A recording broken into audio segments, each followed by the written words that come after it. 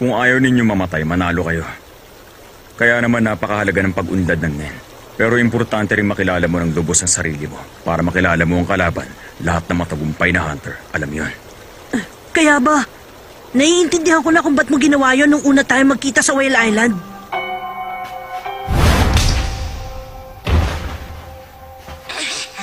Mag-isip ka nga, sinong baliw ang papasok sa kagubatan ng Snake Beach ng ganitong panahon? Yan ang palatandaan ng mga Foxbear na may mga bago silang anak at teritoryo nila to. Kahit sinong nilalang ng bundok, alam ang ibig sabihin yan. Hindi lang sarili mo ang pinapahamak mo, kundi sila.